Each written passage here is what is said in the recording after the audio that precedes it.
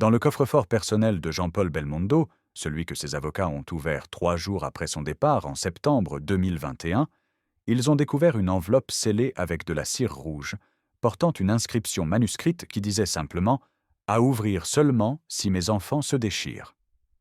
À l'intérieur, un testament holographe daté de 2016, qui contredisait point par point la version officielle rédigée 5 ans plus tard. Dans ce document, Bébel parlait de cote 2, pression insupportable, cote 3, de cote 4 bam, manipulation quotidienne, cote 5, et d'un isolement orchestré par ceux qui prétendent me protéger. Les notaires ont immédiatement classé ce papier comme non valide juridiquement, invoquant des troubles cognitifs avancés au moment de sa rédaction. Mais ceux qui connaissaient vraiment Jean-Paul Belmondo savent que cet homme, même diminué par l'accident vasculaire cérébral de 2001, gardait une lucidité féroce quand il s'agissait de sa famille et de son héritage. Alors pourquoi ce testament a-t-il été enterré? Qui avait intérêt à ce que ces mots ne voient jamais la lumière? Et surtout, que révélait ce document sur les dernières années de l'acteur le plus aimé de France, ces années où il vivait reclus dans sa propriété de Douchy, entouré non pas de ses enfants historiques, mais d'une nouvelle famille qui contrôlait chaque aspect de son quotidien? La question que personne n'a osé poser publiquement est celle-ci. Jean-Paul Belmondo était-il vraiment libre dans sa propre maison, ou était-il devenu le prisonnier doré d'un système mis en place pour le couper de son passé et s'assurer que son immense fortune prendrait un chemin bien précis? Jean-Paul Belmondo n'est pas né dans le luxe des beaux quartiers parisiens. Il est venu au monde le 9 avril 1933 à Neuilly-sur-Seine, certes, mais dans un appartement modeste où son père, Paul Belmondo, sculpteur de talent mais aux revenus irréguliers, peinait à nourrir sa famille. Paul était un artiste reconnu dans les cercles intellectuels, un homme qui côtoyait Picasso et Cocteau, mais qui rentrait souvent à la maison avec plus de compliments que de billets dans les poches. Sa mère, Sarah Reynaud-Richard, dite Madeleine, était une femme d'une beauté saisissante, ancienne danseuse qui avait renoncé à la scène pour élever ses enfants et qui compensait la précarité financière par une élégance naturelle et une fierté inébranlable. Le petit Jean-Paul grandissait dans cet univers où l'art était sacré, mais où l'argent manquait cruellement, où l'on dînait parfois de pain et de fromage en discutant de Rodin et de Brancusi. Cette enfance forgea chez lui une relation complexe avec l'argent. Il le méprisait comme symbole de vulgarité bourgeoise, mais il en comprenait la nécessité vitale, et cette dualité le poursuivrait toute sa vie. À l'école, Jean-Paul n'était pas le premier de la classe. Il était même plutôt cancre, préférant faire le pitre au fond de la salle plutôt que d'écouter les leçons de grammaire qui l'ennuyaient à mourir. Ses professeurs le décrivaient comme quote 12, intelligent mais dissipé, quote 13, quote 14, doué pour le théâtre mais incapable de se concentrer sur les matières sérieuses, quote 15. Ce qu'il ne voyait même pas, c'est que derrière les grimaces et les blagues, il y avait un garçon qui observait tout, qui enregistrait chaque détail, chaque intonation, chaque geste des adultes autour de lui. Il apprenait non pas dans les livres, mais dans la vie, dans les cafés où son père l'emmenait parfois et où il écoutait les conversations des artistes, dans les ateliers où il voyait naître les sculptures, dans les rues de Paris où il traînait avec ses copains et où il découvrait 1000 visages, 1000 histoires. Quand il annonça à son père, à 17 ans, qu'il voulait devenir acteur, Paul Belmondo ne s'opposa pas. Il connaissait trop bien la vocation artistique pour essayer de l'étouffer chez son fils, mais il le prévint. Quote 16. Le théâtre ne pardonne pas aux médiocres. Si tu veux réussir, il faudra travailler 2 fois plus que les autres, parce que tu n'as ni le physique classique, ni les relations, ni l'argent pour acheter ta place. Quote 17. Jean-Paul prit ces mots au sérieux. Il entra au Conservatoire national d'art dramatique en 1951, et là, il découvrit un monde impitoyable où les fils de bourgeois aux dents blanches et aux costumes bien coupés le regardaient de haut, où les professeurs favorisaient ouvertement ceux qui avaient le bon profil, c'est-à-dire le profil des jeunes premiers romantiques que le cinéma français adorait à cette époque. Belmondo, avec son nez cassé lors d'un match de boxe amateur, ses oreilles décollées, son sourire en coin et son allure de voyou sympathique, ne correspondait à aucun canon. On lui disait qu'il ferait un bon second rôle, un copain rigolo, mais jamais une star. Ces remarques, au lieu de le décourager, le galvanisèrent. Il décida qu'il ne jouerait pas selon leurs règles. Il ne chercherait pas à ressembler aux autres. Il serait lui-même, avec ses défauts, son énergie brute, son charme canaille. Et cette authenticité, cet refus de se conformer, allait devenir sa signature, son arme secrète. Mais les débuts furent difficiles. Après le conservatoire, Jean-Paul enchaîna les petits rôles au théâtre.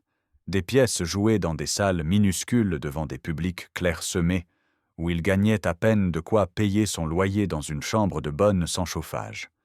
Il faisait aussi du cinéma, mais des films sans budget, des productions de série B, où il jouait des truands, des flics, des figurants sans nom. Entre 1953 et 1958, il tourna dans plus de 20 films et personne ne remarqua son nom au générique. Il vivait dans une précarité constante, mangeant des pâtes froides, empruntant de l'argent à ses copains, se demandant parfois s'il n'aurait pas mieux fait d'écouter ceux qui lui conseillaient de trouver un vrai métier.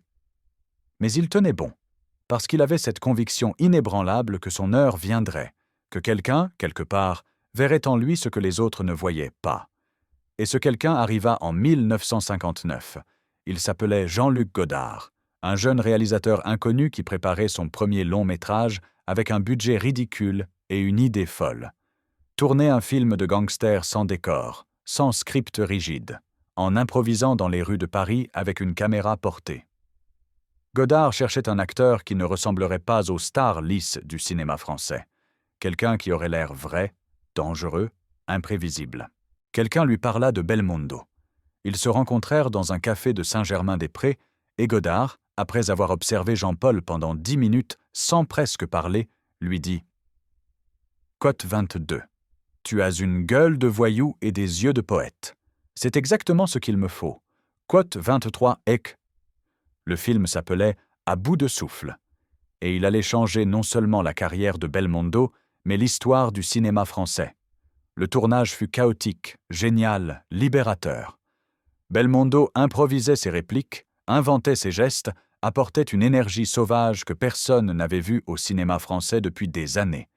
Quand le film sortit en mars 1960, ce fut un choc. Les critiques étaient divisées. Certains parlaient de chef-d'œuvre révolutionnaire, d'autres de brouillon prétentieux. Mais le public, lui, ne s'y trompa pas. Les jeunes, surtout, se reconnurent dans ce personnage de Michel Poicart, ce petit voyou qui vivait au jour le jour, qui défiait l'autorité, qui aimait les femmes et les voitures américaines, qui mourrait jeune et beau plutôt que de se soumettre. Belmondo devint instantanément une icône. Pas une star classique, mais quelque chose de plus puissant. Un symbole de liberté, de rébellion, de virilité moderne. Les jeunes hommes voulaient lui ressembler. Les jeunes femmes voulaient l'embrasser. Et Hollywood, qui jusque-là ignorait le cinéma français, commença à s'intéresser à ce type bizarre qui fumait des gitanes et conduisait comme un fou dans les rues de Paris. Mais avec la gloire vint aussi la première trahison. Pas une trahison spectaculaire, mais insidieuse, progressive. Jean-Paul Belmondo, qui avait toujours été un homme libre, un solitaire qui ne rendait de comptes à personne, se retrouva soudain entouré de gens qui voulaient tous quelque chose de lui. Des producteurs qui lui proposaient des contrats mirobolants, mais qui voulaient le transformer en jeune premier romantique. Des agents qui lui promettaient Hollywood, mais qui voulaient contrôler chaque aspect de sa carrière. Des journalistes qui voulaient connaître sa vie privée, ses amours, ses secrets. Et surtout, des femmes. Beaucoup de femmes. Certaines sincères, d'autres attirées par la célébrité naissante, d'autres encore envoyées par des producteurs qui pensaient qu'une liaison avec la bonne personne pourrait ouvrir des portes. Belmondo, qui avait grandi dans un milieu où l'on se méfiait des apparences et des flatteries, développa rapidement un sixième sens pour détecter les faux semblants. Mais ce sixième sens, aussi aiguisé fût-il, ne le protégea pas toujours, parce qu'il y a des manipulations si subtiles, si patientes, qu'elles passent sous le radar même des plus méfiants. En 1952, bien avant la gloire, Jean-Paul avait épousé Élodie Constantin, une danseuse de cabaret qu'il avait rencontrée lors d'une soirée d'artistes. Élodie était belle, vive, indépendante, et surtout, elle l'avait connue quand il n'était personne, quand ils galéraient tous les deux dans le Paris des années 50. Leur mariage fut heureux au début, dans cette pauvreté romantique où l'amour compense le manque de confort. Ils eurent 3 enfants, Patricia en 1953, Florence en 1958 et Paul en 1963. Mais la gloire changea tout. Belmondo, qui tournait film sur film, qui voyageait constamment, qui était sollicité de toutes parts, n'était presque jamais à la maison. Élodie se retrouva seule avec les enfants, dans un appartement certes plus grand qu'avant, mais où l'absence du père se faisait cruellement sentir. Elle ne se plaignait pas publiquement, par fierté, par amour aussi, mais l'amertume grandissait. Et Jean-Paul, de son côté, se sentait étouffé par cette vie de famille qu'il n'avait plus le temps de vivre, par ces responsabilités qui pesaient sur ses épaules alors qu'il avait l'impression de n'avoir que 30 ans et toute la vie devant lui. La rupture fut progressive, douloureuse, inévitable. En 1968, après 16 ans de mariage, ils divorcèrent. Ce divorce, contrairement à ce que les magazines People racontèrent, ne fut pas causé par une infidélité spectaculaire ou un scandale. Ce fut l'usure, la distance, l'impossibilité de concilier la vie d'une star internationale et celle d'un père de famille présent. Les enfants, surtout Patricia et Florence, qui étaient assez grandes pour comprendre, en souffrirent terriblement. Elles voyaient leur père dans les journaux, à la télévision, sur les affiches géantes, mais elles ne le voyaient presque jamais à la maison. Et quand il venait, c'était souvent pour quelques heures, entre 2 tournages, avec des cadeaux coûteux qui ne remplaçaient pas sa présence. Paul, le plus jeune, grandit avec l'image d'un père mythique mais absent, un héros de cinéma qu'il admirait de loin mais qu'il connaissait à peine. Ce schéma, cette absence, cette culpabilité enfouie, allait hanter Belmondo pendant des décennies. Et c'est précisément cette culpabilité que certains, bien plus tard, sauraient exploiter avec une habileté redoutable. Après le divorce, Belmondo enchaîna les liaisons. Des actrices, des mannequins, des femmes du monde. Certaines relations duraient quelques mois, d'autres quelques années. Il tomba amoureux plusieurs fois, sincèrement, passionnément, mais quelque chose en lui résistait toujours à l'engagement total. Comme s'il avait peur de reproduire l'échec de son premier mariage, comme s'il avait peur de décevoir à nouveau. Ses enfants le voyaient avec ses femmes, et chaque nouvelle compagne était une blessure supplémentaire, un rappel que leur mère avait été remplacée, que leur famille n'existait plus. Patricia, l'aînée, développa une méfiance viscérale envers toutes les femmes qui approchèrent son père. Elle les voyait comme des intruses, des profiteuses qui voulaient la fortune et la gloire de Belmondo sans l'aimer vraiment.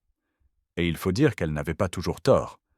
Dans le milieu du cinéma, tout le monde savait que Jean-Paul Belmondo était non seulement une star, mais aussi un homme immensément riche, qui gagnait des millions par film, qui investissait intelligemment, qui possédait des propriétés, des œuvres d'art, des voitures de collection.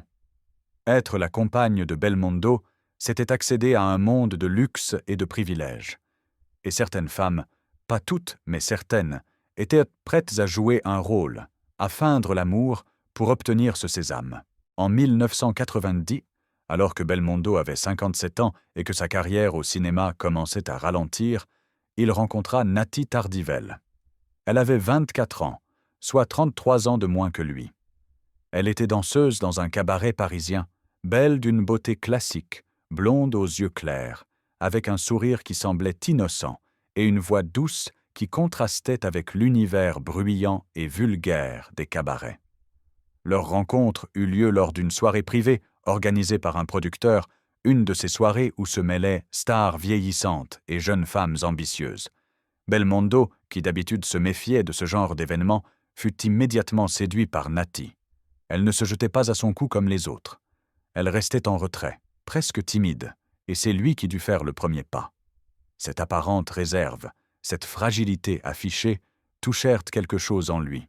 Il se dit qu'elle était différente, qu'elle n'était pas comme les autres, qu'elle l'aimait pour lui-même et non pour ce qu'il représentait. C'était exactement ce qu'il voulait croire.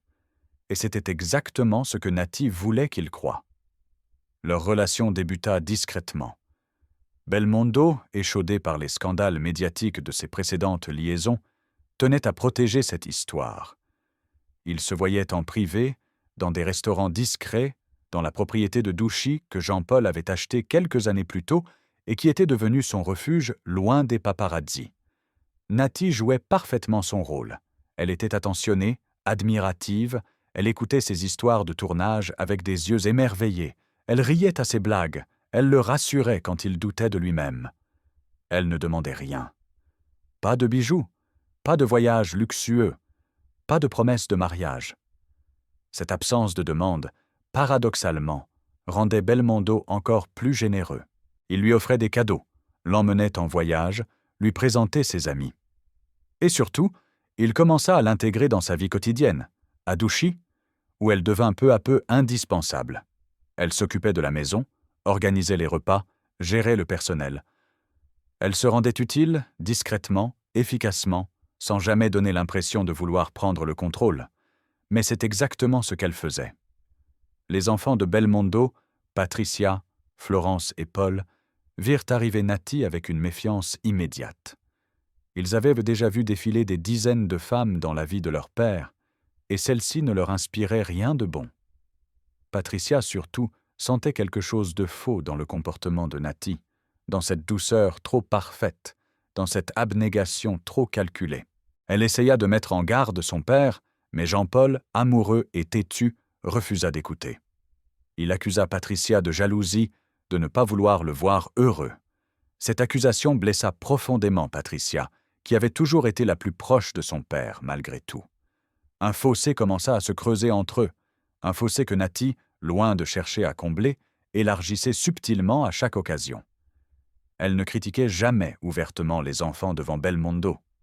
Au contraire, elle disait toujours qu'elle comprenait leur méfiance, que c'était normal, qu'elle ne voulait pas prendre la place de leur mère. Mais dans les faits, elle faisait tout pour éloigner Jean-Paul II. Elle organisait les week-ends à Douchy quand elle savait que les enfants ne pouvaient pas venir. Elle fa au Côte 28, oubliait, Côte 29, de transmettre leur message. Elle suggérait à Jean-Paul que ses enfants ne venèrent le voir que par intérêt, pour l'argent, pour l'héritage. Ces insinuations, répétées jour après jour, mois après mois, finirent par faire leur effet. En 1994, Natty tomba enceinte. Elle avait 28 ans. Belmondo en avait 61. Quand elle lui annonça la nouvelle, Jean-Paul fut d'abord sous le choc. Il avait déjà 3 enfants adultes. Il pensait que cette partie de sa vie était terminée.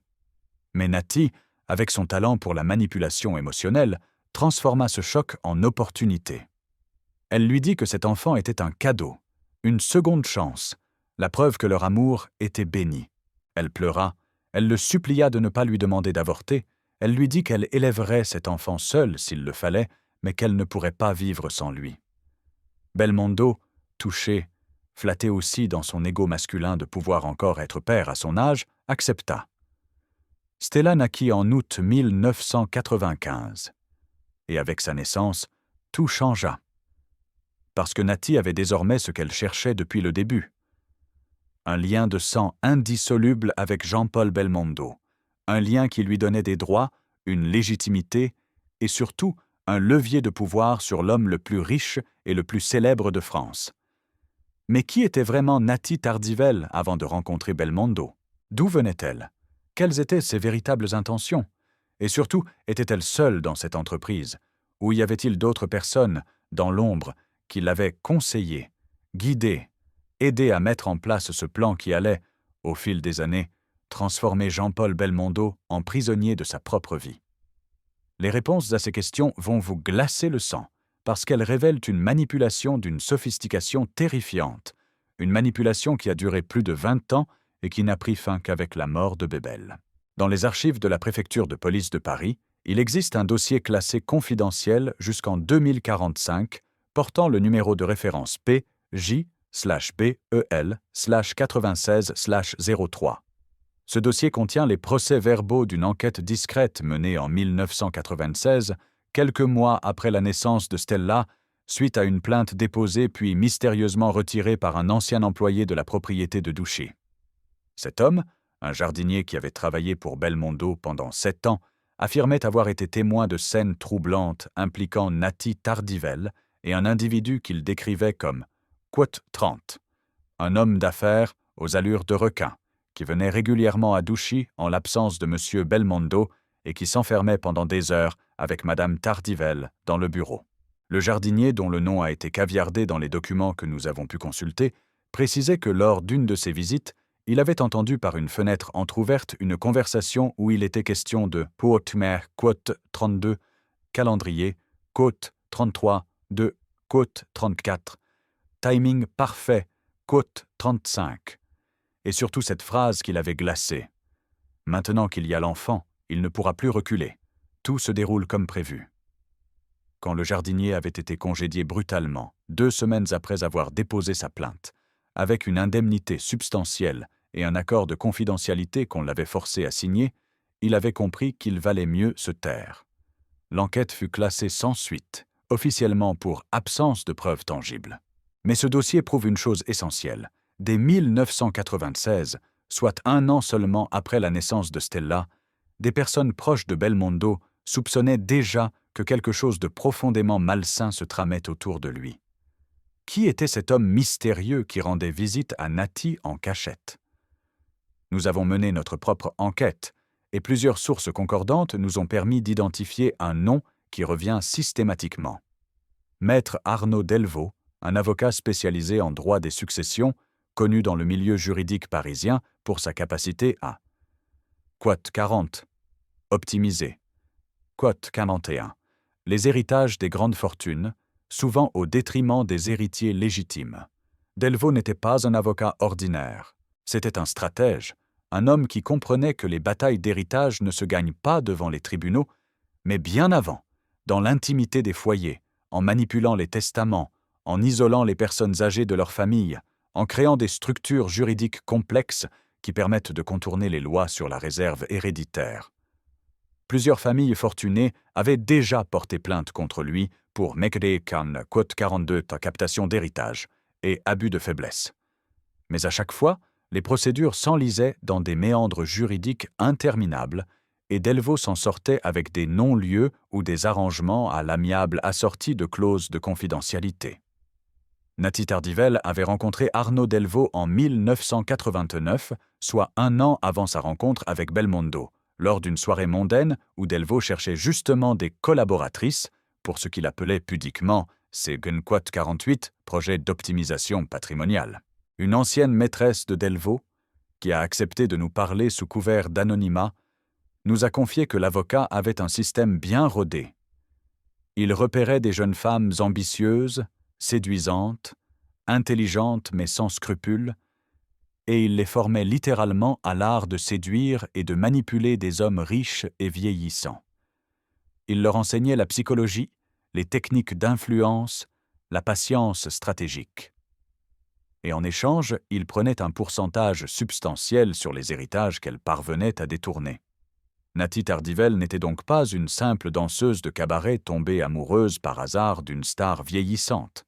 Elle était une opératrice, formée, conseillée, guidée par un homme qui avait fait de la manipulation d'héritage son fonds de commerce.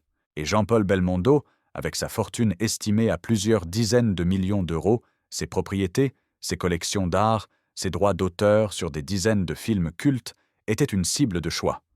Le plan était d'une simplicité redoutable. Séduire Belmondo, gagner sa confiance, tomber enceinte pour créer un lien indissoluble, puis progressivement l'isoler de ses enfants légitimes et le convaincre de modifier son testament en faveur de Stella, et par extension, de Nati, qui gérerait les biens de sa fille mineure. Ce plan nécessitait de la patience, de la discipline, et surtout une capacité à jouer un rôle pendant des années sans jamais se trahir. Nati possédait toutes ces qualités. Elle était une actrice bien meilleure que la plupart de celles que Belmondo avait côtoyées au cinéma, parce qu'elle jouait 24 heures sur 24, sans caméra, sans réalisateur, avec pour seul public un homme qui voulait désespérément croire qu'il était encore capable d'inspirer un amour sincère. Après la naissance de Stella, Nati intensifia sa stratégie d'isolement. Elle commença par s'attaquer au personnel de maison, ses employés fidèles qui travaillaient pour Belmondo depuis des années et qui représentaient un lien avec son ancienne vie. Un par un, ils furent remerciés, toujours sous des prétextes plausibles. Celui-ci était trop âgé et ne pouvait plus assurer ses fonctions, Celle-là avait été surprise en train de voler. Cette autre avait manqué de respect à Madame Tardivelle. Belmondo, qui faisait confiance à Natty pour gérer la maison, ne vérifiait pas ces accusations. Il signait les lettres de licenciement qu'elle lui présentait, persuadé qu'elle agissait dans son intérêt. En réalité, Natty éliminait méthodiquement tous les témoins potentiels, tous ceux qui auraient pu raconter à Patricia, Florence ou Paul ce qui se passait vraiment à Ducci. Elle les remplaça par du personnel qu'elle avait elle-même recruté, des gens qui lui devaient leur emploi et qui, par conséquent, lui étaient loyaux avant tout. Parmi eux, une gouvernante du nom de Marguerite Lefort, une femme d'une 50aine d'années au visage sévère, qui devint rapidement la bras droit de Natty. Marguerite n'était pas une simple gouvernante. Elle avait travaillé auparavant dans des maisons de retraite médicalisées et elle connaissait parfaitement les techniques de contrôle des personnes âgées ou diminuées. Elle savait comment administrer les médicaments, comment gérer les emplois du temps, comment isoler quelqu'un de ses proches sans que cela paraisse suspect. Et surtout, elle savait se taire. Parallèlement, Natty entreprit de couper les ponts entre Belmondo et ses enfants. Elle ne le fit jamais de manière frontale, car cela aurait éveillé les soupçons de Jean-Paul. Elle procéda par touches subtiles, par insinuations répétées. Quand Patricia appelait pour prendre des nouvelles de son père, Natty répondait souvent que Jean-Paul se reposait, qu'il ne fallait pas le déranger, qu'elle lui transmettrait le message. Mais elle, Côte Mengnangshant, oubliait, Côte 51 ma, régulièrement de le faire. Quand Florence proposait de venir passer un week-end à Douchy, Natty expliquait que ce n'était pas le bon moment, que Jean-Paul avait besoin de calme, que la petite Stella était malade et qu'il valait mieux éviter les visites. Quand Paul insistait pour voir son père, Natty organisait des rendez-vous à des horaires où elle savait que Paul ne pourrait pas se libérer. Puis elle disait à Belmondo « Côte 52, tu vois, ton fils ne fait même pas l'effort de venir te voir. Il est trop occupé avec sa propre vie. » Ces petites manipulations, accumulées sur des mois et des années, créèrent une distance croissante entre Belmondo et ses enfants. Jean-Paul, qui avait toujours eu une relation compliquée avec eux à cause de son absence pendant leur enfance, commença à croire que ses enfants ne l'aimaient pas vraiment, qu'ils ne venaient le voir que par obligation ou par intérêt financier. Et cette croyance, savamment entretenue par Natty, le rendait de plus en plus dépendant d'elle et de Stella, qui représentait désormais sa vraie famille, celle qu'il aimait pour lui-même. En 2001, Jean-Paul Belmondo fut victime d'un accident vasculaire cérébral qui le laissa partiellement paralysé et avec des troubles de l'élocution. Ce drame, qui aurait dû rapprocher la famille, fut au contraire exploité par Natty pour renforcer son emprise. Belmondo, diminué physiquement et psychologiquement fragile, devint encore plus dépendant de celle qui s'occupait de lui au quotidien. Natty se transforma en infirmière dévouée, gérant ses médicaments, ses rendez-vous médicaux, ses séances de rééducation. Elle contrôlait qui pouvait le voir et quand. Les enfants, quand ils parvenaient enfin à obtenir un rendez-vous, trouvaient leur père fatigué, confus, parfois sous l'effet de médicaments qui le rendaient somnolent. Ils essayèrent de lui parler, de comprendre ce qui se passait. Mais Natty était toujours là, dans la pièce, surveillant chaque mot, intervenant dès que la conversation prenait un tour qu'elle jugeait inapproprié. Patricia, lors d'une de ses visites en 2003, tenta de parler seule à seule avec son père. Elle voulait lui demander s'il était heureux, s'il avait besoin d'aide, si Natty le traitait bien. Mais Natty refusa catégoriquement de les laisser seuls, prétextant que le médecin avait recommandé de ne pas fatiguer Jean-Paul avec des conversations trop longues ou trop émotionnelles. Patricia insista, éleva la voix, et Natty, avec un calme glacial, la fit raccompagner par Marguerite jusqu'à la porte, en lui disant qu'elle n'était plus la bienvenue à Douchy tant qu'elle ne respecterait pas les besoins de repos de son père. Ce jour-là, Patricia comprit qu'elle avait perdu son père. Pas à cause de la maladie, mais à cause d'une femme qui l'avait méthodiquement coupé de sa famille. Mais le coup de maître de Natty et de maître Delvaux fut la modification du testament. En 2016, alors que Belmondo avait 83 ans et que sa santé déclinait, Natty organisa une rencontre entre Jean-Paul et Arnaud Delvaux, qu'elle présenta comme Quote 60, un excellent avocat spécialisé en optimisation fiscale. Quote 61, qui pourrait l'aider à protéger son patrimoine 60, quote 61, qui pourrait l'aider à protéger son patrimoine et assurer l'avenir de Stella, quote 63. Belmondo, qui n'avait jamais été très intéressé par les questions juridiques et qui faisait confiance à Nati, accepta de recevoir Delvaux. L'avocat arriva à Douchy avec une mallette pleine de documents complexes, de schémas incompréhensibles, de termes juridiques obscurs. Il expliqua à Belmondo que son testament actuel, qui répartissait équitablement sa fortune entre ses 4 enfants, n'était pas optimisé fiscalement, et que ses héritiers risquaient de perdre une grande partie de l'héritage en droit de succession. Il proposa une solution: créer une société civile immobilière et une fondation qui permettrait de réduire drastiquement ses droits, mais qui nécessitait de nommer Stella comme bénéficiaire principale, Nati étant désignée comme gestionnaire jusqu'à la majorité de Stella. Belmondo, fatigué, confus et surtout désireux de protéger sa plus jeune fille, qu'il voyait comme la plus vulnérable, signa les documents que Delvaux lui présentait. Il ne comprit pas vraiment ce qu'il signait. Il ne réalisa pas qu'il venait de déshériter de facto Patricia, Florence et Paul au profit de Stella et, par extension, de Nati. Quand Patricia apprit l'existence de ce Nouveau Testament, des années plus tard, elle tenta de le contester en justice, arguant que son père avait été manipulé, qu'il n'était pas en pleine possession de ses moyens, qu'il y avait eu abus de faiblesse. Mais Delvaux avait tout prévu.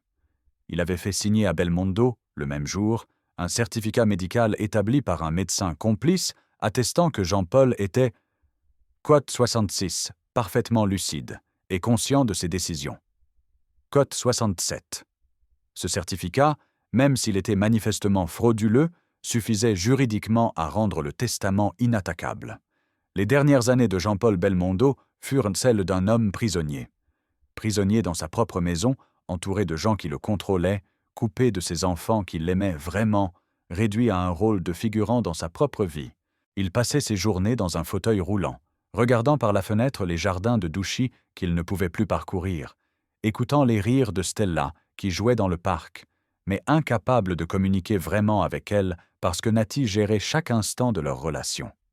Parfois, dans ces moments de lucidité, il semblait réaliser ce qui lui était arrivé. Un aide-soignant qui s'occupait de lui en 2019 et qui a accepté de témoigner anonymement raconte que Belmondo lui avait dit un jour, avec ses mots hachés par l'AVC, Côte au 68, « Je suis prisonnier, ils m'ont volé ma vie ». L'aide-soignant, bouleversé, avait voulu en parler à quelqu'un, mais Marguerite l'avait surpris et il avait été licencié le lendemain pour cheat quote 70 faute professionnelle, grave quote 71. Encore une fois, un témoin gênant était éliminé, et le silence retombait sur Douchy. Quand Jean-Paul Belmondo s'est éteint le 6 septembre 2021, à l'âge de 88 ans, la France entière pleura la disparition d'une légende. Les hommages affluèrent, les chaînes de télévision diffusèrent ses films en boucle, les politiques saluèrent un monument du cinéma français. Les anonymes déposèrent des fleurs devant sa maison. Mais derrière cette émotion collective, une autre bataille commençait. Une bataille sordide pour l'héritage. Patricia, Florence et Paul découvrirent avec stupeur qu'ils avaient été quasiment déshérités au profit de Stella. Ils découvrirent l'existence de la société civile immobilière, de la fondation, de tous ces montages juridiques mis en place par Delvaux. Ils découvrirent que Nati contrôlait désormais la quasi-totalité de la fortune de leur père, estimée à plus de 80 millions d'euros. Ils tentèrent de contester, d'attaquer en justice, mais ils se heurtèrent à un mur. Delvaux avait tout verrouillé. Chaque document était en ordre. Chaque signature était authentifiée. Chaque témoin potentiel avait été soit acheté, soit intimidé, soit éliminé. Le système était parfait. Et Nati Tardivelle, la petite danseuse de cabaret qui avait rencontré Belmondo 30 ans plus tôt, était devenue l'une des femmes les plus riches de France, sans avoir jamais travaillé un seul jour de sa vie, simplement en jouant un rôle pendant 3 décennies. Mais l'histoire ne s'arrête pas là, parce qu'il y a ce testament holographe, celui trouvé dans le coffre-fort, celui que les avocats ont fait disparaître. Nous avons réussi à obtenir une copie de ce document et ce qu'il contient est explosif. Belmondo y écrit, de sa main tremblante, « Je sais que je suis manipulé. Je sais que Nati ne m'a jamais aimé. Je sais qu'elle a tout organisé avec cet avocat dont je ne me rappelle plus le nom. Mais je suis trop fatigué pour me battre. Je suis trop vieux. Je veux juste que mes vrais enfants, Patricia, Florence et Paul, sachent que je ne les ai jamais oubliés, que je les ai toujours aimés, et que si je ne leur laisse rien, ce n'est pas parce que je ne les aime pas, mais parce qu'on m'a volé ma volonté quote-1 Ces mots, écrits en 2016, prouvent que Belmondo était conscient de ce qui lui arrivait, qu'il savait qu'il était victime d'une manipulation, mais qu'il était trop affaibli, trop isolé, trop contrôlé pour pouvoir s'en sortir. Ce testament aurait dû tout changer. Il aurait dû permettre aux enfants légitimes de récupérer leur héritage. Mais il a été déclaré non valide par les avocats de Nati, qui ont produit des expertises médicales affirmant que Belmondo souffrait de troubles cognitifs sévères en 2016 et qu'il n'était donc pas capable de rédiger un testament valable. Ces expertises sont-elles authentiques ou ont-elles été fabriquées, comme tant d'autres documents dans cette affaire? Nous ne le saurons probablement jamais, parce que les médecins qui les ont signés sont tous liés, d'une manière ou d'une autre, à Maître Delvaux. Aujourd'hui, Nati Tardivell vit dans la propriété de Douchy avec Stella, qui a maintenant 28 ans. Elle donne rarement des interviews, et quand elle le fait, elle se présente comme la veuve éplorée de Jean-Paul Belmondo, celle qui l'a accompagné jusqu'à la fin, celle qui a sacrifié sa jeunesse pour s'occuper d'un homme malade. Elle nie catégoriquement toutes les accusations de manipulation, d'isolement, de captation d'héritage. Elle affirme que Belmondo l'aimait sincèrement, qu'il a choisi librement de favoriser Stella dans son testament et que les autres enfants sont simplement jaloux et cupides. Mais ceux qui connaissent la vérité, ceux qui ont vu de l'intérieur ce qui s'est passé à Douchy pendant toutes ces années, savent qu'il s'agit d'un mensonge énorme, répété avec aplomb, protégé par des avocats habiles et par le silence complice de ceux qui ont profité du système. Jean-Paul Belmondo, l'homme qui avait incarné la liberté, la rébellion, la virilité triomphante sur les écrans, est mort prisonnier dans sa propre maison, dépouillé de sa fortune, coupé de ses enfants, réduit à un pantin dont on tirait les ficelles. Et le plus terrible, c'est que cette histoire n'est pas unique. Combien d'autres personnes âgées, célèbres ou anonymes, subissent en ce moment même le même sort? Combien d'autres Nati Tardivell et Arnaud Delvaux opèrent en toute impunité, profitant de la vulnérabilité des vieillards pour s'enrichir? Et combien de temps encore la justice fermera-t-elle les yeux sur ces crimes qui ne disent pas leur nom? La question qui hante encore aujourd'hui Patricia, Florence et Paul est simple mais déchirante. Auraient-ils pu sauver leur père? Auraient-ils pu, s'ils avaient agi plus tôt, plus fort, briser le système qui l'emprisonnait? Ou était-il déjà trop tard dès le moment où Nati Tardivell était entrée dans sa vie avec son sourire innocent et ses intentions glaciales? Et vous, qui lisez cette histoire, qui peut-être avez des parents vieillissants, des grands-parents fragiles, saurez-vous reconnaître les signes avant qu'il ne soit trop tard? Saurez-vous protéger ceux que vous aimez contre ces prédateurs en costume qui rôdent autour des grandes fortunes comme des vautours autour d'une carcasse? Parce que l'histoire de Jean-Paul Belmondo n'est pas seulement celle d'une star déchue. C'est un avertissement, un cri d'alarme, une preuve que même les plus forts, même les plus célèbres, peuvent devenir des victimes quand ils sont isolés, affaiblis, manipulés par ceux qui savent exactement où frapper. Il existe un enregistrement audio que personne n'a jamais entendu, conservé dans les archives privées d'un notaire aujourd'hui retraité, qui a accepté de nous le faire écouter à condition que son nom ne soit jamais révélé. C'est une conversation téléphonique entre deux hommes, enregistrée clandestinement dans la nuit du 22 octobre 2017, soit 4 ans avant la mort de Belmondo. Le premier homme dit, d'une voix tremblante, « Si on continue comme ça, on ne pourra plus jamais revenir en arrière. Vous comprenez ce que ça signifie?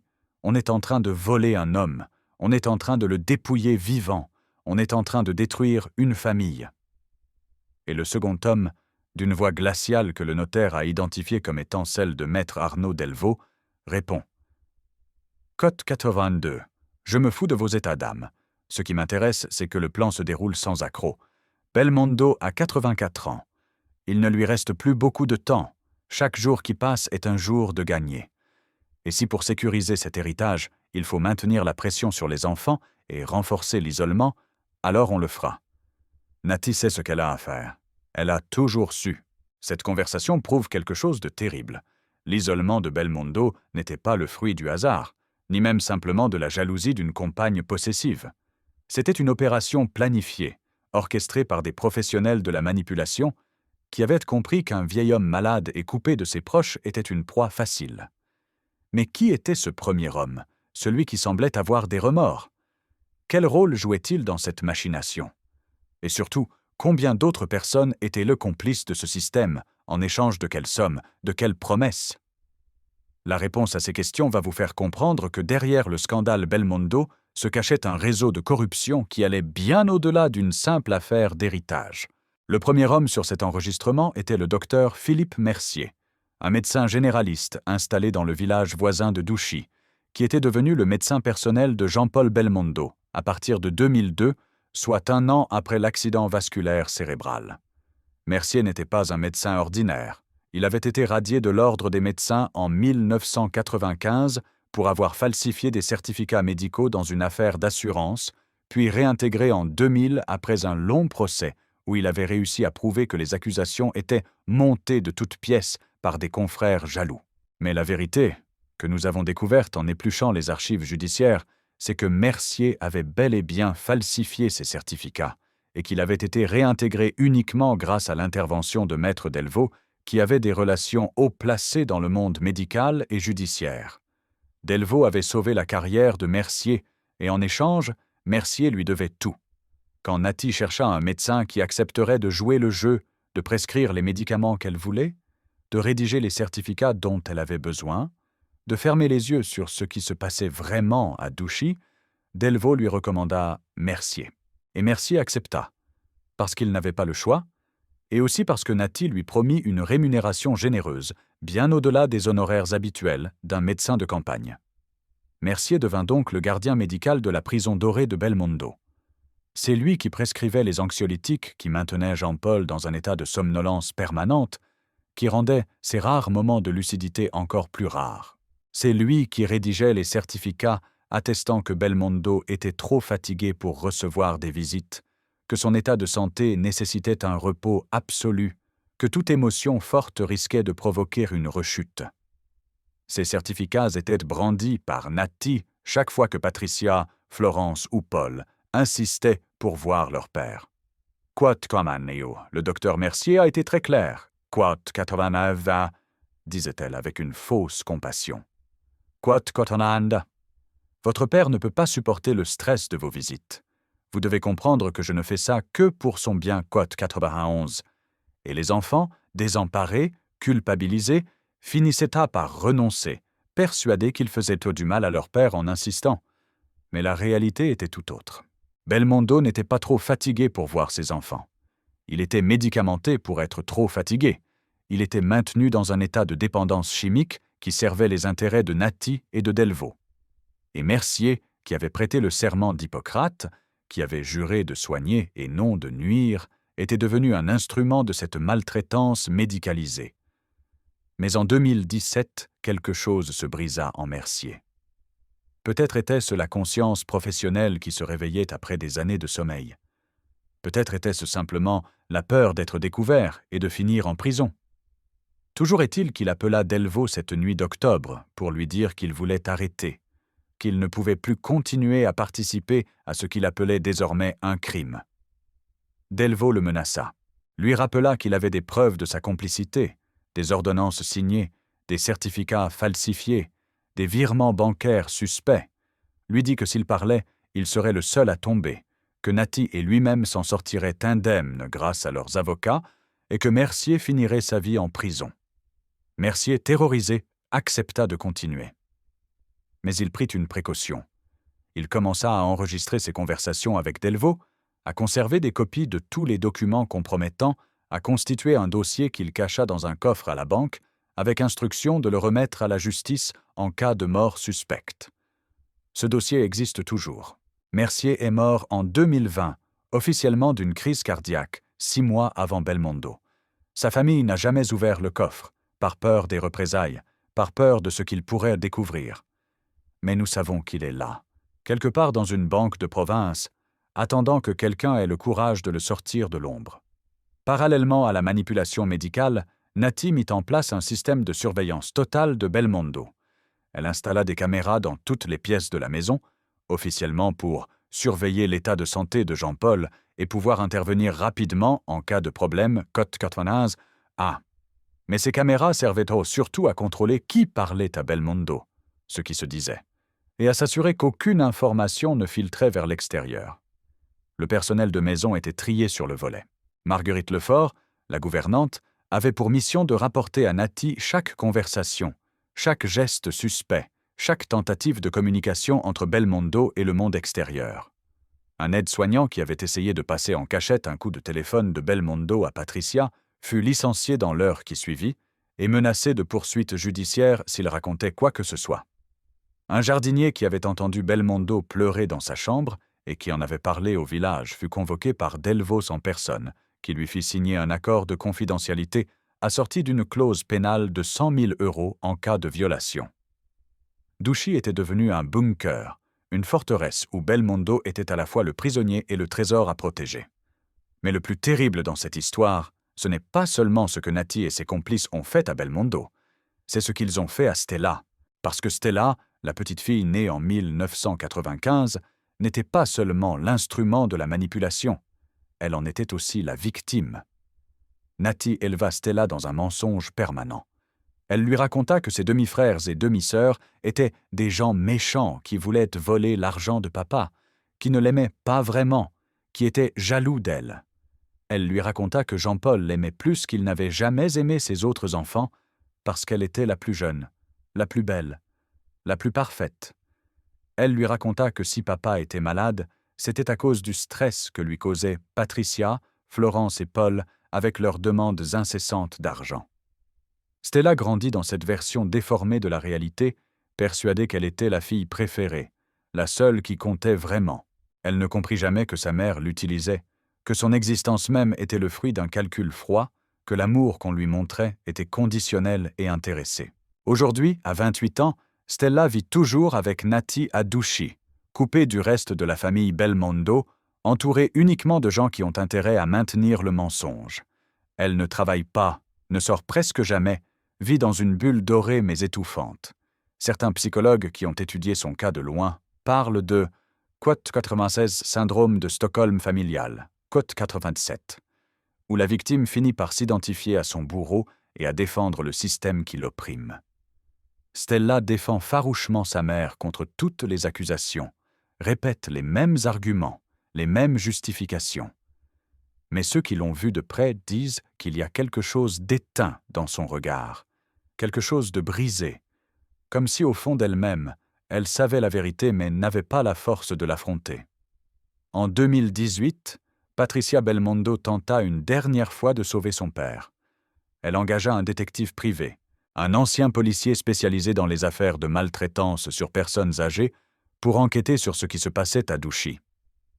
Le détective, dont nous tairons le nom pour des raisons de sécurité, réussit à infiltrer la propriété en se faisant passer pour un livreur. Il parvint à prendre des photos de Belmondo dans son fauteuil roulant, le regard vide, la bouche ouverte, bavant légèrement, dans un état qui n'avait rien à voir avec les images que Natty diffusait dans les rares interviews qu'elle accordait, où elle montrait un Jean-Paul, quote 88, fatigué mais serein, entouré d'amour. Le détective réussit aussi à enregistrer une conversation entre Marguerite et une aide-soignante, où Marguerite expliquait comment doser les médicaments pour que monsieur reste calme toute la journée. Ces preuves, Patricia les présenta à un juge, demandant l'ouverture d'une enquête pour séquestration et abus de faiblesse. Mais le juge, après avoir examiné le dossier, le classa sans suite. Officiellement, parce que les éléments présentés ne constituaient pas des preuves suffisantes d'infraction pénale, quote 103, tchna. Officieusement, parce que Maître Delvaux avait des relations au tribunal et qu'il avait fait pression pour que cette affaire soit enterrée. Le détective reçut des menaces anonymes. Patricia fut convoquée par les avocats de Natty, qui la menacèrent de poursuites pour diffamation et violation de domicile. Et une fois de plus, le système tint bon. protégeant les coupables et abandonnant la victime. Les derniers mois de la vie de Jean-Paul Belmondo furent un calvaire silencieux. Il ne pouvait presque plus parler, à cause des séquelles de l'AVC et des médicaments qui engourdissaient son cerveau. Il ne pouvait plus marcher, cloué dans son fauteuil roulant. Il ne pouvait plus écrire, ses mains tremblaient trop. Il était devenu un fantôme dans sa propre maison, un spectre qui hantait les couloirs de Douchy sans pouvoir communiquer avec le monde extérieur. Mais il y eut un moment, un seul, où la lucidité revint. C'était en juillet 2021, 2 mois avant sa mort. Une nouvelle aide-soignante, qui ne connaissait pas encore toutes les règles du système, commit l'erreur de réduire légèrement la dose d'anxiolytique. Pendant quelques heures, Belmondo émergea du brouillard chimique. Il regarda autour de lui, sembla réaliser où il était, ce qu'il était devenu. Et il pleura. Il pleura en silence, des larmes coulant sur ses joues creuses, sans pouvoir articuler un mot, mais avec dans les yeux une détresse si profonde que l'aide-soignante, bouleversée, sortit de la chambre en courant et démissionna le jour même. Elle raconta plus tard à une amie ce qu'elle avait vu. Et cette amie nous l'a rapporté. Elle m'a dit que c'était comme si M. Belmondo se réveillait d'un cauchemar et réalisait que le cauchemar était sa vie. Elle m'a dit qu'elle n'avait jamais vu autant de souffrance dans un regard. Et elle m'a dit qu'elle ne pourrait plus jamais travailler dans ce domaine parce qu'elle ne supportait pas l'idée qu'on puisse faire ça à un être humain quote 105. Quand Jean-Paul Belmondo s'éteignit le 6 septembre 2021, Nati organisa des funérailles grandioses, dignes d'un héros national. L'église Saint-Germain-des-Prés fut remplie de personnalités, de ministres, d'acteurs, de réalisateurs. Le président de la République prononça un discours émouvant sur quote 106, l'homme qui avait incarné la France. Les caméras du monde entier filmèrent le cercueil recouvert du drapeau tricolore. Et Nati, vêtue de noir, le visage caché derrière un voile, joua à la perfection le rôle de la veuve éplorée. Elle serra des mains, accepta des condoléances, versa quelques larmes au bon moment. Personne, parmi tous ces gens qui pleuraient à Belmondo, ne savait ce qui s'était vraiment passé dans les dernières années de sa vie. Personne ne savait qu'ils enterraient non seulement un acteur légendaire, mais aussi un homme qui avait été dépouillé, isolé, maltraité par ceux-là même qui prétendaient l'aimer. Patricia, Florence et Paul étaient là, au fond de l'église, regardant cette mascarade avec un mélange de rage et d'impuissance. Ils savaient la vérité. Mais ils savaient aussi qu'ils ne pourraient jamais la prouver, que le système était trop bien verrouillé, que Nati et Delvaux avaient gagné. Après les funérailles, la bataille pour l'héritage commença officiellement. Les avocats de Patricia, Florence et Paul attaquèrent le testament de 2016, arguant qu'il avait été rédigé sous l'emprise de médicaments et sous la pression de Nati. Ils produisirent des témoignages d'anciens employés, des expertises médicales indépendantes, des enregistrements audio. Mais les avocats de Nati, dirigés par Delvaux, contre-attaquèrent avec une efficacité redoutable. Ils produisirent le certificat médical du docteur Mercier attestant de la lucidité de Belmondo en 2016. Ils produisirent des témoignages d'autres employés, ceux qui étaient restés fidèles à Nati, affirmant que Belmondo était parfaitement conscient de ses décisions. Ils produisirent même des vidéos, tournées à Douchy, où on voyait Belmondo sourire faiblement à la caméra et hocher la tête quand Nati lui demandait s'il était heureux. Ces vidéos étaient manifestement mises en scène, tournées dans les rares moments où Belmondo était suffisamment conscient pour réagir, mais elles suffisaient juridiquement à démontrer qu'il n'était pas totalement incapable. Le procès dura 2 ans. Il coûta des centaines de milliers d'euros aux 2 parties. Et finalement, en 2023, le tribunal trancha. Le testament de 2016 était valide. Stella héritait de la quasi-totalité de la fortune de Jean-Paul Belmondo. Patricia, Florence et Paul recevaient chacun une somme symbolique, à peine de quoi payer leurs frais d'avocat. Ils avaient perdu. Non pas parce que la justice avait été rendue, mais parce que le système judiciaire, avec ses règles, ses procédures, ses exigences de preuves matérielles, n'était pas équipé pour détecter et punir ce type de manipulation sophistiquée. Aujourd'hui, quand on se promène dans les rues de Paris et qu'on voit les affiches des vieux films de Belmondo, quand on regarde quote 108, à bout de souffle, quote 109 ou quote 10. Le professionnel, quote 11. À la télévision, quand on entend les gens parler avec nostalgie de Bébel, de sa gouaille, de son charme, de sa liberté, on ne peut s'empêcher de penser à l'ironie tragique de son destin. Cet homme qui avait incarné la rébellion, qui avait joué des personnages qui refusaient de se soumettre, qui défiaient l'autorité, qui vivaient selon leurs propres règles, cet homme-là a fini sa vie en prisonnier, soumis, contrôlé, dépouillé de sa volonté. Et le plus terrible, c'est que cette histoire n'est pas unique. Combien d'autres personnes âgées, en France et ailleurs, vivent en ce moment même la même chose? Combien d'autres familles sont déchirées par des héritages manipulés, par des testaments falsifiés, par des proches cupides qui profitent de la vulnérabilité des vieillards? Combien d'autres Nathalie Tardivelle et Arnaud Delvaux opèrent en toute impunité, sachant que le système judiciaire est trop lent, trop complexe, trop coûteux pour les arrêter? Et combien de temps encore allons-nous fermer les yeux sur ces crimes qui ne disent pas leur nom, sur ces maltraitances légales, sur ces vols en col blanc qui détruisent des vies et des familles? La leçon de l'histoire de Jean-Paul Belmondo est simple mais terrifiante. Personne n'est à l'abri. Ni la célébrité, ni la fortune, ni l'intelligence ne protègent contre la manipulation quand on devient vieux, malade, isolé. Le système que Nathalie et Delvaux ont mis en place autour de Belmondo pourrait être reproduit autour de n'importe qui. Il suffit de patience, de méthode, et d'une absence totale de scrupules. Il suffit de savoir identifier les failles, les moments de faiblesse, les peurs, les culpabilités. Il suffit de savoir jouer un rôle, de mentir avec conviction, de manipuler les émotions. Et surtout, il suffit de savoir que le système judiciaire, malgré toutes ses bonnes intentions, est incapable de protéger efficacement les victimes de ce type de prédation. Alors que faire? Comment se protéger? Comment protéger nos proches? La réponse n'est pas simple, mais elle commence par la vigilance, par le refus de l'isolement, par le maintien des liens familiaux, même quand c'est difficile, même quand il y a des conflits. Parce que c'est précisément l'isolement qui rend les personnes âgées vulnérables.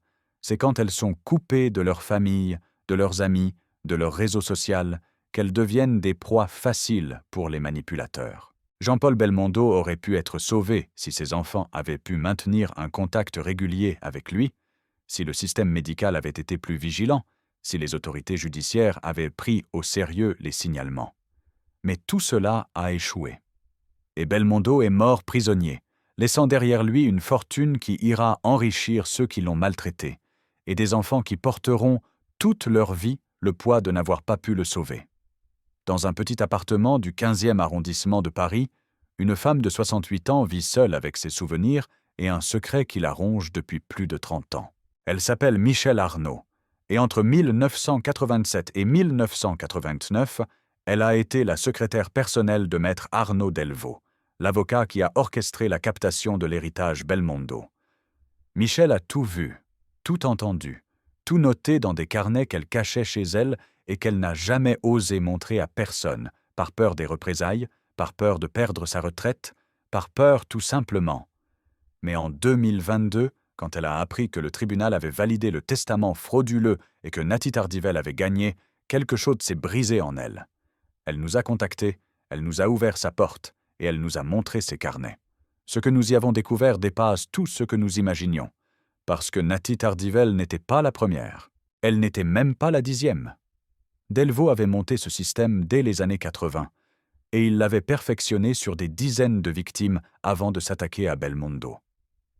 Michèle nous a montré une liste, soigneusement tenue à jour dans un carnet à couverture noire, avec des noms, des dates, des montants.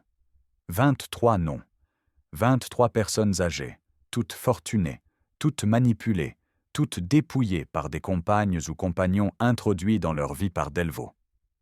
23 familles détruites, 23 héritages détournés, et un total qui donne le vertige, plus de 400 millions d'euros détournés en 30 ans.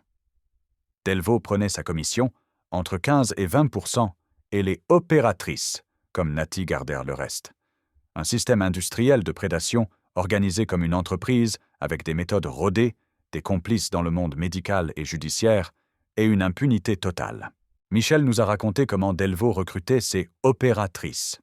Il fréquentait les cabarets, les agences de mannequins, les écoles de théâtre, à la recherche de jeunes femmes qui avaient 3 qualités essentielles: la beauté, l'intelligence et l'absence de scrupules. Il les invitait à dîner, leur parlait de projets lucratifs, leur expliquait qu'il connaissait des hommes riches et seuls qui cherchèrent de la compagnie. Il ne parlait jamais ouvertement de manipulation ou de vol.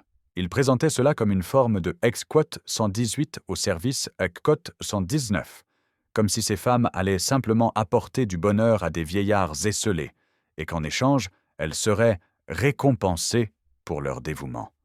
Certaines femmes refusaient immédiatement, choquées par la proposition.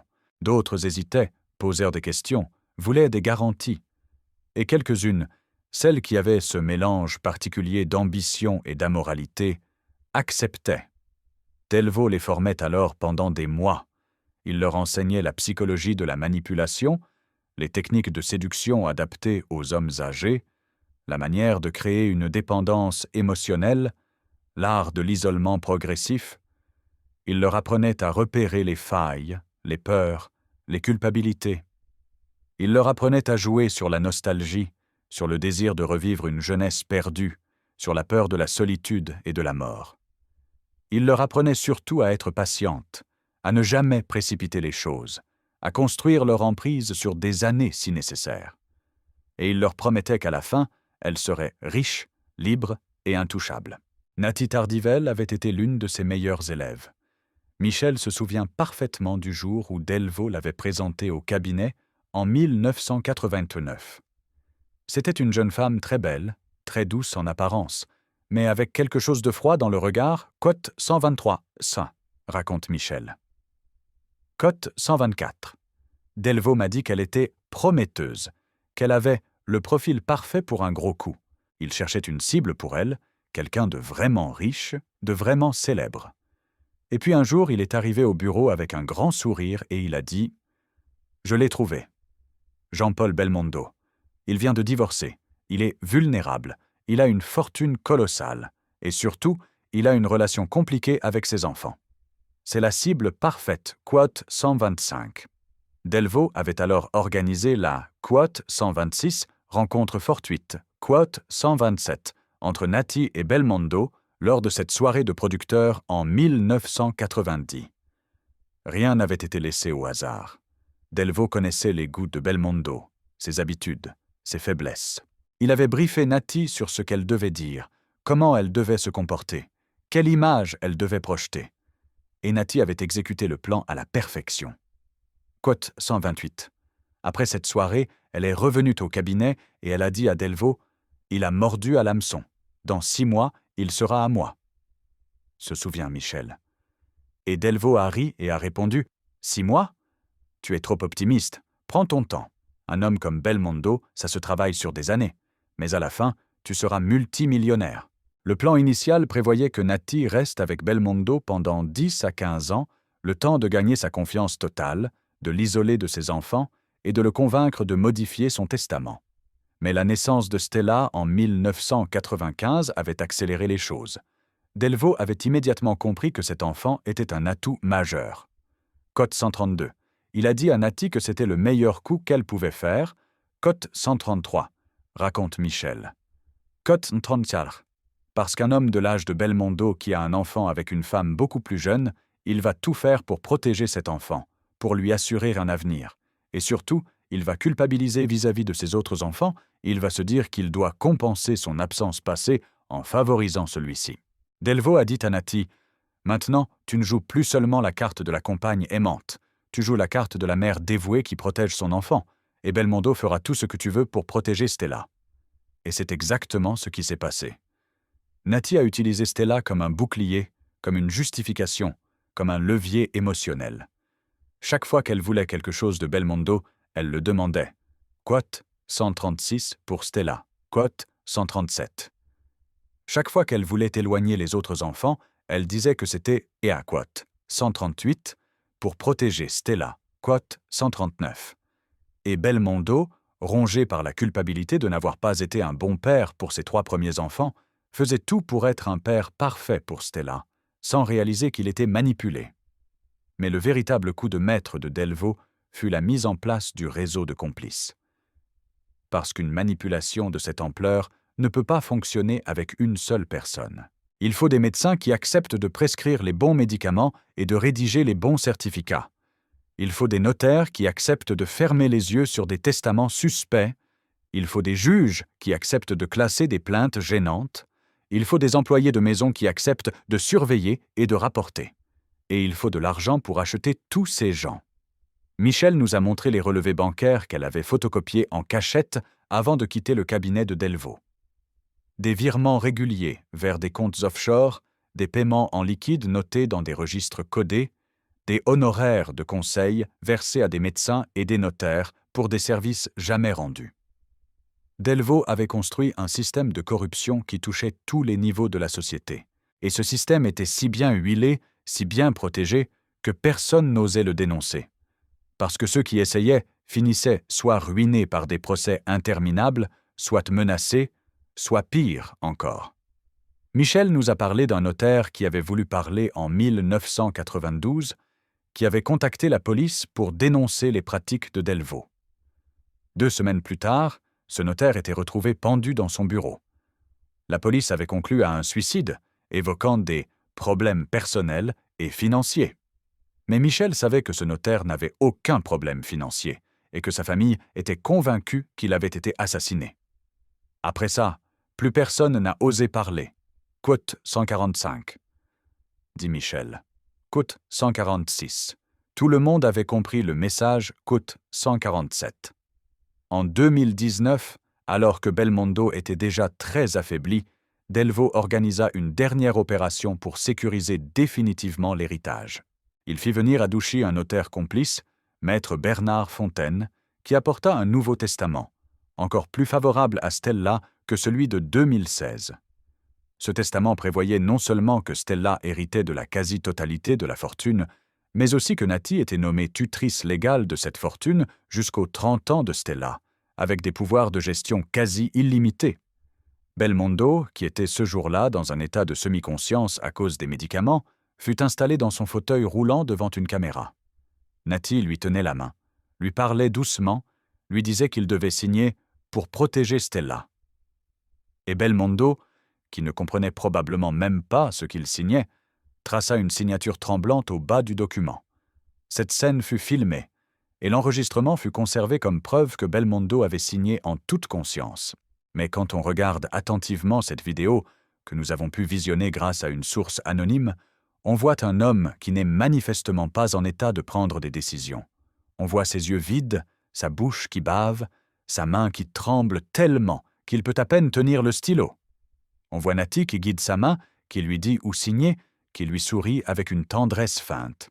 Et on voit Delvaux, en arrière-plan, qui observe la scène avec un sourire satisfait. Cette vidéo est la preuve ultime de l'abus de faiblesse, mais elle n'a jamais été présentée au tribunal, parce que Delvaux l'a gardée sous clé, ne la montrant qu'aux avocats de Natty pour leur prouver que le testament était valide. Après la mort de Belmondo, Delvaux disparut de la circulation. Il ferma son cabinet parisien, transféra ses dossiers à un confrère et partit s'installer dans une villa luxueuse à Monaco, là où la justice française ne peut pas l'atteindre facilement. Il vit aujourd'hui une retraite dorée, financée par les commissions qu'il a prélevées sur des décennies de manipulation. Il ne donne jamais d'interview, ne répond jamais aux questions des journalistes, et quand on l'interroge sur l'affaire Belmondo, ses avocats répondent invariablement qu'il s'agit de quote 54 calomnie, sans fondement, quote 155, et qu'ils n'hésiteront pas à poursuivre en justice quiconque oserait salir sa réputation. Mais Michel Arnaud, elle, n'a pas peur. Elle a décidé de parler, même si cela doit lui coûter sa tranquillité. « J'ai 68 ans, cote 157, dit-elle. Cote 158. Je n'ai plus beaucoup de temps devant moi, et je ne veux pas partir de ce monde en emportant ce secret. Je veux que les gens sachent ce qui s'est passé. Je veux que les familles des victimes sachent qu'elles n'étaient pas folles, qu'elles avaient raison de se méfier, que leurs proches ont vraiment été manipulés. Et je veux que Delvaux et Natty sachent que leur crime n'est pas oublié, qu'il y a des gens qui savent, et qu'un jour, peut-être, la justice finira par les rattraper. Quote 159. Mais la justice rattrapera-t-elle vraiment Nathalie Tardivell et Arnaud Delvaux? La réponse est probablement non, parce que le système juridique français, malgré toutes ses qualités, n'est pas équipé pour traiter ce type de criminalité sophistiquée. Les lois sur l'abus de faiblesse existent, mais elles sont difficiles à appliquer quand les victimes sont décédées et ne peuvent plus témoigner. Les preuves de manipulation psychologique sont difficiles à établir devant un tribunal qui exige des preuves matérielles, tangibles, indiscutables. Et surtout, les manipulateurs comme Delvaux savent exactement comment contourner la loi, comment créer une apparence de légalité, comment faire en sorte que tout semble régulier sur le papier. Ils savent que tant qu'ils respectent les formes juridiques, tant qu'ils ont des certificats médicaux, des témoins complaisants, des vidéos truquées, ils sont intouchables. Et ils ont raison. Le système les protège, involontairement peut-être, mais efficacement. Patricia, Florence et Paul Belmondo ont épuisé tous les recours juridiques. Ils ont dépensé des centaines de milliers d'euros en frais d'avocat. Ils ont fourni des témoignages, des expertises, des enregistrements. Et ils ont perdu. Non pas parce qu'ils avaient tort, mais parce que le système exige un niveau de preuve qu'il est presque impossible d'atteindre dans ce type d'affaires. Aujourd'hui, ils vivent avec cette injustice, avec cette rage impuissante, avec ce sentiment d'avoir trahi leur père en ne parvenant pas à le sauver. Et Stella, que devient Stella dans tout ça? Elle vit toujours à Douchy avec Nati, dans cette propriété qui était autrefois le refuge de son père et qui est devenue sa prison dorée.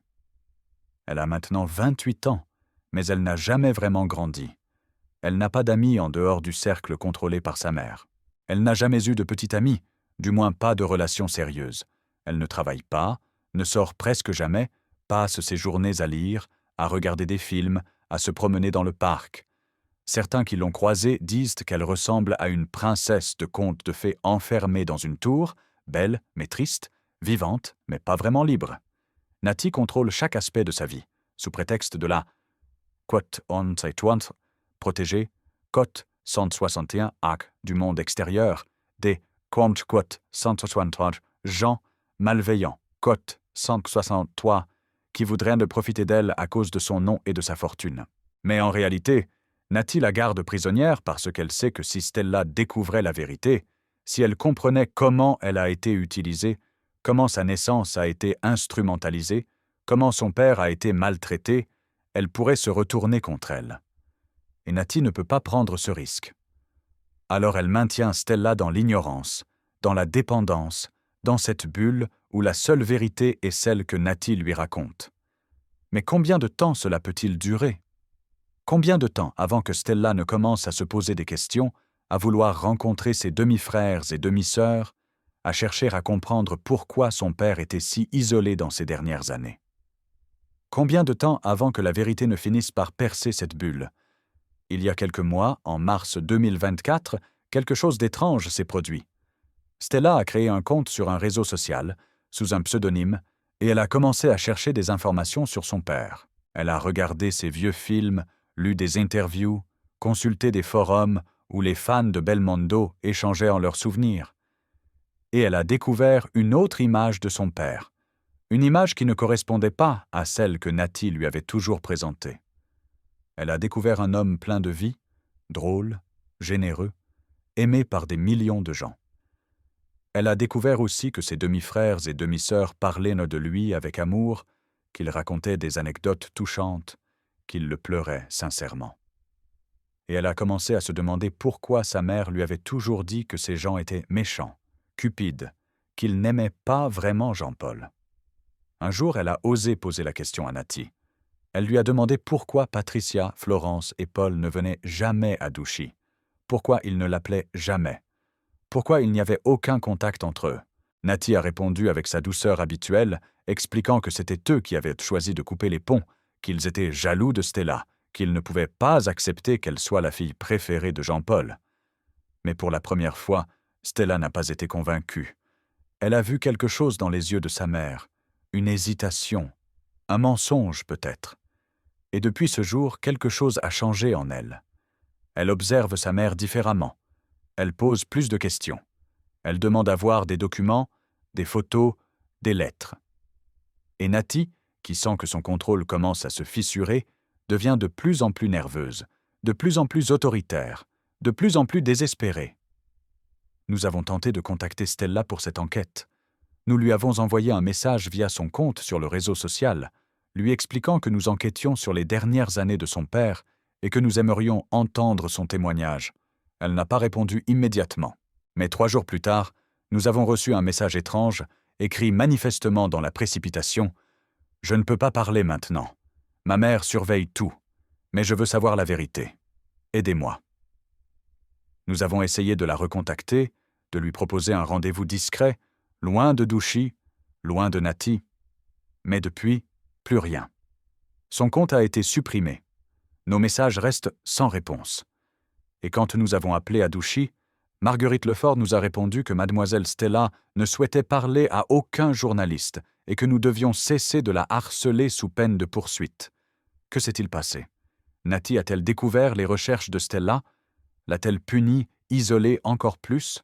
Ou Stella a-t-elle simplement eu peur de découvrir une vérité trop lourde à porter, peur de perdre la seule famille qu'elle connaît, même si cette famille est construite sur des mensonges? Nous ne le savons pas. Mais nous espérons que ce message que nous avons reçu était un appel à l'aide et que Stella trouvera un jour le courage de sortir de sa prison dorée et de découvrir qui était vraiment son père et qui est vraiment sa mère. L'histoire de Jean-Paul Belmondo ne se termine pas avec sa mort. Elle continue dans les vies brisées qu'il a laissées derrière lui. Patricia, Florence et Paul portent le poids de n'avoir pas pu sauver leur père, de l'avoir vu s'éloigner d'eux, année après année, sans pouvoir rien faire. Ils portent aussi la rage de savoir que ceux qui l'ont maltraité vivent aujourd'hui dans le luxe, protégés par un système juridique qui a échoué à les punir. Stella porte le poids d'une vérité qu'elle commence à entrevoir mais qu'elle n'ose pas encore affronter, prisonnière d'une mère qui l'a utilisée depuis sa naissance comme un instrument de manipulation. Et Nati Tardivelle et Arnaud Delvaux? Ils continuent leur vie, tranquilles, riches, impunis, sachant qu'ils ont gagné, que personne ne pourra jamais leur reprendre ce qu'ils ont volé. Mais il y a une chose qu'ils ne peuvent pas contrôler, la mémoire. La mémoire de ceux qui savent, la mémoire de Michel Arnaud qui a parlé, la mémoire des anciens employés qui ont témoigné, la mémoire des enfants Belmondo qui ne laisseront jamais cette histoire être oubliée. Et maintenant, votre mémoire. Parce que vous savez ce qui s'est passé. Vous savez comment un homme qui avait incarné la liberté a fini sa vie en prisonnier. Vous savez comment un système de prédation organisée peut détruire une famille et voler un héritage. Et vous savez que cela peut arriver à n'importe qui, à vos parents, à vos grands-parents, à vous-même un jour quand vous serez vieux et vulnérable. Alors que pouvons-nous faire? Comment pouvons-nous empêcher que d'autres Jean-Paul Belmondo ne subissent le même sort? La réponse n'est pas simple, mais elle commence par la vigilance, par le refus de laisser nos proches âgés s'isoler, par l'attention aux signes qui ne trompent pas, un changement soudain de testament, l'apparition d'une nouvelle personne qui prend trop de place trop vite, l'éloignement progressif de la famille, les médicaments qui rendent somnolents, les visites qui deviennent de plus en plus difficiles à organiser. Il faut oser poser des questions, même si elles sont gênantes. Il faut oser insister, même si on nous accuse d'être jaloux ou cupides. Il faut oser aller en justice, même si c'est long et coûteux, parce que parfois, c'est la seule façon de protéger ceux qu'on aime. Et il faut surtout exiger que les lois changent, que le système judiciaire se dote de moyens pour détecter et punir ces manipulations, que les médecins et les notaires qui se rendent complices de ces crimes soient sanctionnés sévèrement, que les victimes et leurs familles soient mieux protégées. Parce que tant que le système restera tel qu'il est, tant que les Delvaux et les Nati de ce monde sauront qu'ils peuvent opérer en toute impunité, ils continueront. Ils continueront à chercher des proies, à perfectionner leurs méthodes, à détruire des vies et des familles. Et nous serons tous, potentiellement, leurs prochaines victimes. Jean-Paul Belmondo méritait mieux. Il méritait de finir sa vie entouré de ses enfants, dans la dignité, dans l'amour véritable et non dans l'amour fin d'une femme qui ne voyait en lui qu'un coffre-fort à ouvrir. Il méritait que sa fortune, qu'il avait gagnée par son talent et son travail, revienne à ses enfants légitimes et non à une manipulatrice et à sa complice involontaire. Il méritait que la justice française le protège au lieu de protéger ses bourreaux. Mais il n'a rien eu de tout cela. Et c'est notre échec collectif, l'échec d'une société qui valorise l'apparence de la légalité plus que la justice réelle. L'échec d'un système qui protège les forts et abandonne les faibles. L'échec d'une époque qui a oublié que derrière chaque fortune, il y a un être humain qui mérite respect et protection, surtout quand il devient vulnérable. Nous ne pouvons pas ramener Jean-Paul Belmondo. Nous ne pouvons pas effacer les souffrances qu'il a endurées dans ces dernières années. Mais nous pouvons faire en sorte que son histoire serve de leçon, d'avertissement, de cri d'alarme. Nous pouvons faire en sorte que d'autres ne subissent pas le même sort. Et nous pouvons au moins honorer sa mémoire en disant la vérité, toute la vérité, même si elle dérange, même si elle choque, même si elle révèle des aspects sombres de notre société que nous préférerions ignorer. Bébel, comme l'appelaient affectueusement ses fans, était un homme imparfait. Il avait ses défauts, ses erreurs, ses zones d'ombre. Il n'avait pas été un père parfait pour ses premiers enfants. Il avait eu des liaisons, des aventures, des moments d'égoïsme. Mais il ne méritait pas ce qui lui est arrivé. Personne ne mérite d'être manipulé, isolé, dépouillé, maltraité dans ces dernières années. Personne ne mérite de devenir prisonnier dans sa propre maison. Et c'est pour cela que nous racontons cette histoire. Non pas pour salir la mémoire de Belmondo, mais au contraire pour la défendre. Pour dire que derrière la légende du cinéma, il y avait un homme qui a souffert, qui a été victime, qui méritait mieux. Et pour dire aussi que cette histoire n'est pas terminée. Que tant que Stella vivra dans l'ignorance, tant que Nati et Delvaux vivront dans l'impunité, tant que le système qui a permis ce crime restera inchangé, l'histoire de Jean-Paul Belmondo continuera de nous interpeller, de nous questionner, de nous obliger à regarder en face les parts sombres de notre société. Amis, nous venons de vous raconter l'histoire de Jean-Paul Belmondo, une histoire qui va bien au-delà du cinéma et de la célébrité. C'est l'histoire d'un homme qui a été trahi par ceux qui prétendaient l'aimer, dépouillé par un système qui aurait dû le protéger, et oublié par une société qui préfère les légendes confortables aux vérités dérangeantes. Mais maintenant, nous voulons entendre votre voix. Comment voyez-vous cette histoire? Pensez-vous que Jean-Paul Belmondo était une victime d'un système de manipulation sophistiqué, ou pensez-vous qu'il porte une part de responsabilité dans ce qui lui est arrivé? Pensez-vous que Nati Tardivell était une manipulatrice calculatrice qui a tout planifié depuis le début, ou pensez-vous qu'elle était elle-même une victime, manipulée par Arnaud Delvaux? Pensez-vous que les enfants Belmondo auraient pu faire plus pour sauver leur père, ou pensez-vous qu'ils ont fait tout ce qui était en leur pouvoir face à un système verrouillé?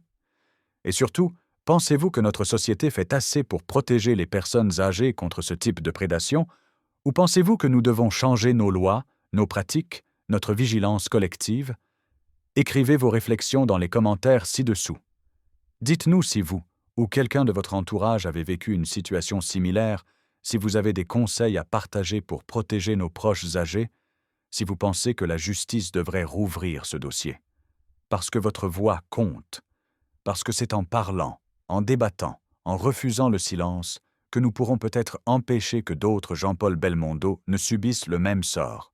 Si vous pensez que cette histoire mérite d'être connue, si vous pensez qu'elle soulève des questions importantes sur notre société et nos valeurs, mettez un pouce bleu et abonnez-vous à notre chaîne. Parce que nous continuerons à raconter ces histoires que personne n'ose raconter, à poser ces questions que personne n'ose poser, à chercher la vérité même quand elle dérange. Merci d'avoir été avec nous jusqu'au bout. Merci d'avoir écouté. Et merci de ne pas oublier que derrière chaque légende, il y a un être humain qui mérite notre respect, notre protection et notre mémoire.